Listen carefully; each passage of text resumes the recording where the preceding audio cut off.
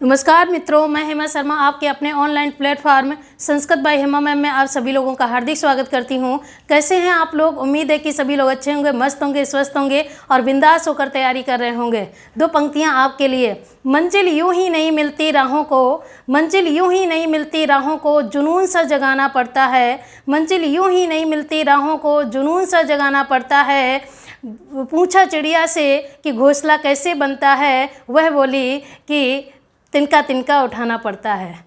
तो ये लाइन जो थी ये आप सभी के लिए हैं कि एक एक क्लास आप लोग देखते रहोगे, इसी तरीके से आप अपनी मंजिल पालोगे। जिस तरीके से चिड़िया एक एक तिनका तिनका उठा कर और एक घोंसला बना लेती है, उसी तरीके से आप लोग भी अपनी मंजिल पाओगे। तो आज का जो टॉपिक होगा, आज का जो सेशन होगा वो होगा माहेश्वर सूत्र, जो कि संस्कृत की वर्णमाला होती है। संस्कृत की वर्णमाला को आप देखेंगे कि उसी को ही हम क्या कहते हैं, माहेश्वर सूत्र कहते हैं। उसी के बारे में जानेंगे और समझेंगे कि और याद भी करेंगे, क्योंकि माहेश्वर सूत्र जल्दी आप सभी लोगों को याद नहीं होते हैं, इसलिए इसको याद करना बहुत ज़रूरी है। अगर ये याद नहीं होते हैं तो आगे के जो टॉपिक हैं उनको समझने में थोड़ी प्रॉब्लम होगी, तो इसलिए इसको याद करना बहुत ज़रूरी है। तो आप देखेंगे माहेश्वर सूत्र। माहेश्वर सूत्र की थोड़ी सी कहानी है, उसको थोड़ा देख लेते हैं। पहले आप यहाँ पर माहेश्वर सूत्र के लिए एक सूत्र आता है, वो आप देखेंगे, ठीक है। तो यहाँ पर आप देखेंगे कि एक सूत्र आता है, वो पहले मैं लिख देती हूँ।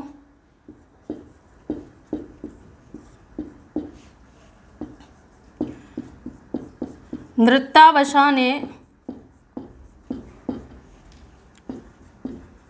नटराज राजो,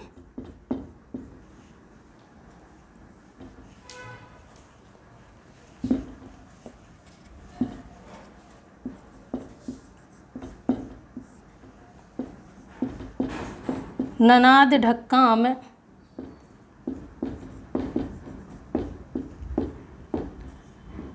नौ पंचवारम।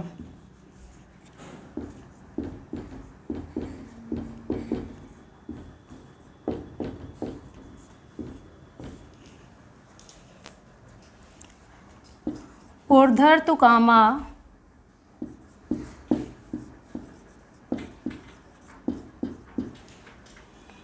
शनिकादि सिद्धान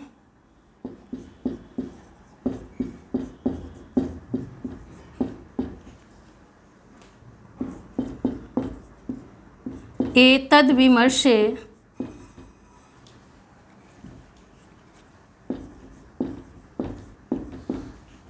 शिव सूत्र जालम।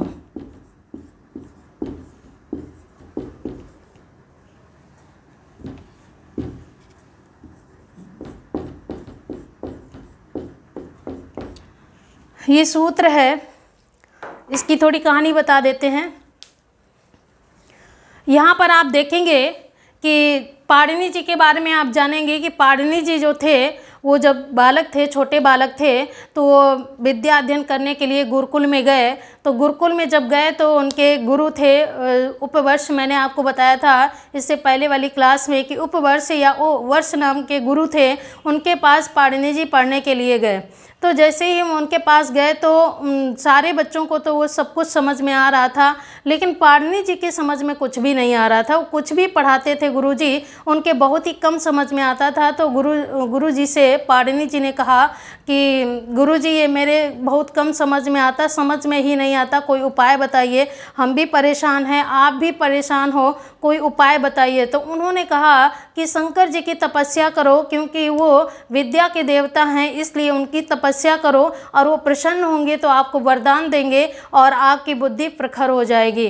तो इस तरीके से उन्होंने अपने गुरु का कहना माना। पाणिनि जी ने, बहुत ही छोटे बालक थे, 7-8 साल के होंगे, तो हिमालय पर्वत पर गुरु शंकर जी की तपस्या करने के लिए चले गए और बहुत ही अच्छे से तन्मयता के साथ में उन्होंने तपस्या की।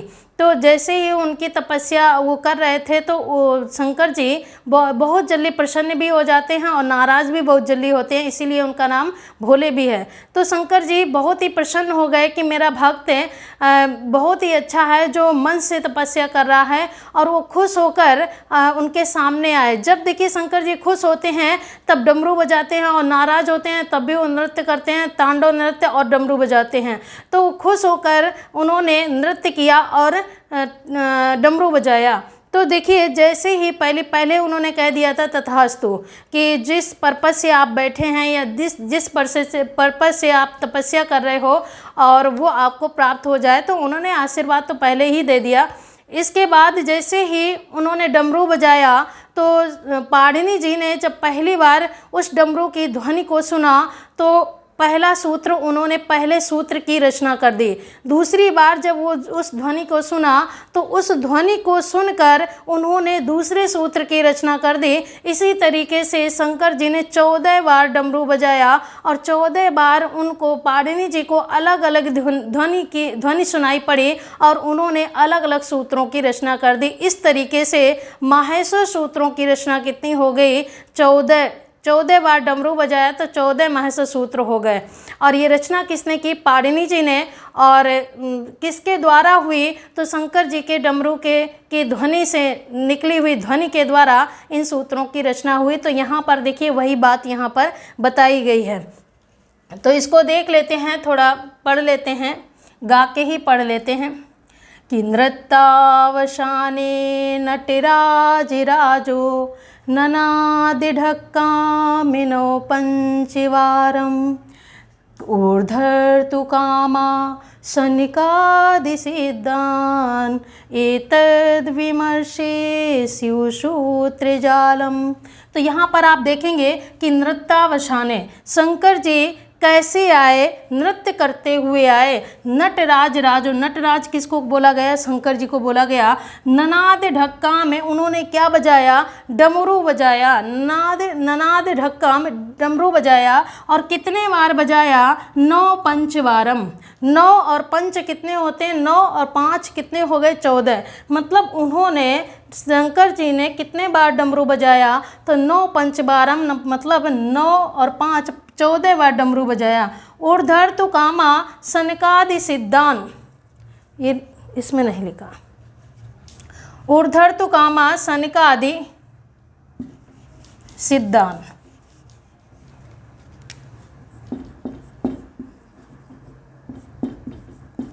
अब यहाँ पर आप देखेंगे एतद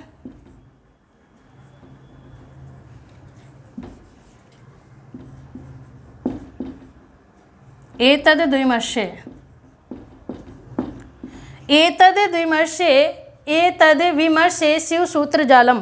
तो यहाँ पर आप देखेंगे कि ऊर्ध्वर्तु कामा सनकादि सिद्धान। देखिए सनकादि सिद्धों के देखिए सनकादि सिद्धों की कामना के लिए, उनके उद्धार की कामना के लिए शंकर जी ने कितने बार डमरू बजाया? तो शंकर जी ने 9 पंचवारम, मतलब 14 बार डमरू बजाया। और इन 14 बार डमरू की ध्वनि को सुनकर पाणिनि जी ने 14 माहेश्वर सूत्रों की रचना कर दी। तो ये हमें सूत्र बता रहा है। अगर पूछा जाए किसने बजाया, तो नटराज राजों ने बजाया, मतलब शंकर जी ने।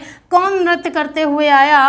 तब भी नटराज ही नृत्य करते आए। और क्या बजाया? ननाद ढक्काम, डमरू को बजाया। कितने बार बजाया? तो 9 बार बजाया। ठीक है, तो ये चीज़ यहाँ से आपको क्लियर हुई। कभी कभी ये सूत्र पूछ दिया जाए, ये सूत्र आपको पता होना चाहिए। ठीक है, एक बार और इसको गा लेते हैं। कि नृत्तावसाने नटिराजिराजो ननादिढक्कामिनो पंचवारम् ऊर्ध्वर्तु कामा सनकादिसिद्धान् एतद्विमर्शे स्युसूत्रजालम्। तो ये था आपका माहेश्वर सूत्रों का एक सूत्र, जिसके द्वारा सब कुछ इसमें दिखता है। अब यहाँ पर आप देखेंगे कि माहेश्वर सूत्रों के अन्य नाम भी हैं। तो यहाँ पर हम रब करते हैं, माहेश्वर सूत्र के अन्य नाम भी हैं। तो अन्य नाम जो हैं उनको हम लोग देखेंगे कि कौन कौन से अन्य नाम हैं।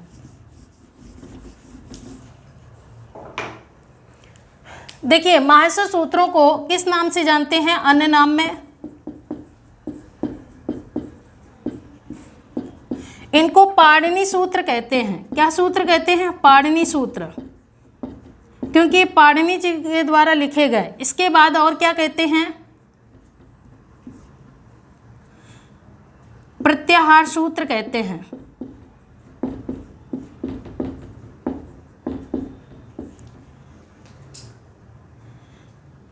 देखिए अक्षर वेद भी कहते हैं।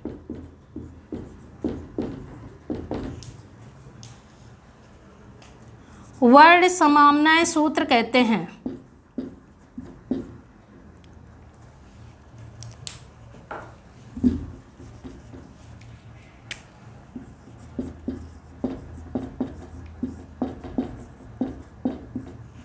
शिवजाल सूत्र कहते हैं।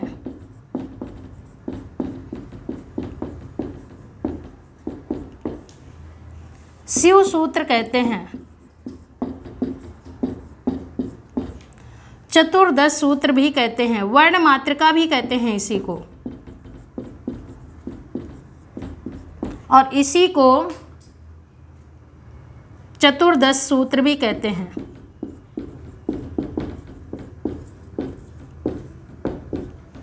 टोटल जो इनकी वर्णों की जो सूत्रों की संख्या कितनी होती है? 14 है। ये देखिए 2018 यूपी टेट में पूछा गया था कि बताइए मास्टर सूत्रों की संख्या कितनी होती है? 14 है। और तुरंत ही इसके बाद में 69,000 भर्ती वाला जो फॉर्म आया था उसमें आपने देखा भर्ती जो आई हुई थी 6 जनवरी 2019 को जो पेपर हुआ था उसमें भी यही क्वेश्चन पूछ लिया गया था कि बताइए मास्टर सूत्रों की संख्या कितनी होती है? तो 14 होती है। अब यहाँ पर आप देख लीजिए कि पाणिनि सूत्र जो सूत्र हैं 14 सूत्र, उनको पाणिनि सूत्र क्यों कहते हैं? क्योंकि पाणिनि जी के द्वारा इन सूत्रों की रचना हुई, इसलिए इन्हें पाणिनि सूत्र कहते हैं। प्रत्याहार सूत्र क्यों कहते हैं? क्योंकि प्रत्याहार इन्हीं सूत्रों के द्वारा प्रत्याहार बनाए जाते हैं, इसलिए इनको प्रत्याहार सूत्र भी कहते हैं। अक्षर वेद क्यों कहते हैं? क्योंकि सबसे पहले वेदों में इन अक्षरों का प्रयोग किया गया, इसलिए इसे अक्षर वेद भी कहते हैं। इसके बाद आप देखेंगे वर्ण समाम्नाय सूत्र क्यों कहते हैं? क्योंकि वर्णों का इसमें समूह है। समाम्नाय का मतलब होता है समूह, वर्णों का इसमें समूह है, इसलिए इसे वर्ण समाम्नाय सूत्र भी कहते हैं। शिव सूत्र क्यों कहते हैं? क्योंकि शिव सूत्र क्यों कहते हैं? क्योंकि शिव जी के डमरू से निकली हुई ध्वनि के द्वारा इन सूत्रों की रचना हुई, इसलिए इसको शिव सूत्र जाल भी कहते हैं। शिव जाल सूत्र या शिव सूत्र जाल, ठीक है। शिव सूत्र किस क्यों कहते हैं? क्योंकि ये शंकर जी के डमरू की ध्वनि के द्वारा ही बनाए गए। वर्ण मातृका, वर्णमाला को ही वर्ण मातृका भी कहते हैं। और चतुर्दश सूत्र क्यों कहते हैं? चतुर मीन्स कितने होते हैं? 4, और 10 मीन्स कितने होते हैं? 10, और हो गए कितने टोटल? 14। इसीलिए इसको चतुर्दश सूत्र भी कहते हैं, क्योंकि यहाँ पर सूत्रों की संख्या कितनी है? 14, इसीलिए इसको चतुर्दश सूत्र भी कहा गया। अब यहाँ तो आपने देख लिया कि इसके अन्य नाम भी पूछ लिए जाते हैं कि बताइए प्रत्याहार सूत्र कितने होते हैं, ऐसे क्वेश्चन पूछा जा सकता। तो ये ऐसा ही प्रत्याहार सूत्र जब पूछा जाए तो कितने होते हैं? 14, और प्रत्याहार जब पूछे जाएंगे तो हो जाएंगे 42, ठीक है। तो यहाँ पर कन्फ्यूजन हो जाता है, और इतने नाम में से अगर पूछ लिया जाए कि बताइए वर्ण समाम्नाय सूत्र कितने होते हैं, तब भी 14, और यहाँ पर चतुर्दश सूत्र कितने होते हैं, तब भी कितने हो जाएंगे? 14, ठीक है। इस तरीके से यहाँ से भी क्वेश्चन बन जाता है। अब हम लोग देखेंगे कि जो सूत्र हैं 14 सूत्र, उनको हम लोग देखेंगे कि कौन कौन से वो सूत्र हैं।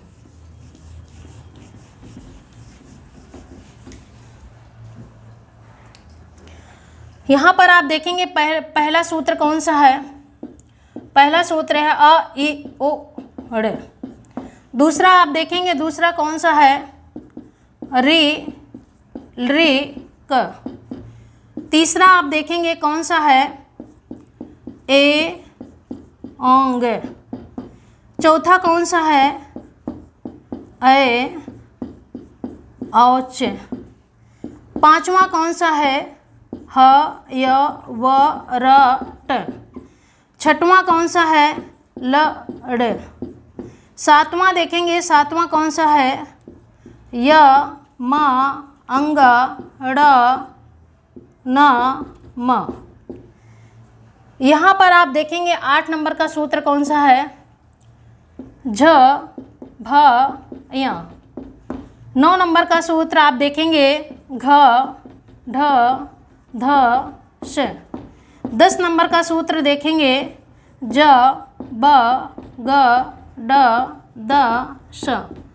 फिर इसके बाद 11 नंबर का जो कि सबसे बड़ा सूत्र है, तो आप देखेंगे ख फ छ ठ थ च ट त व।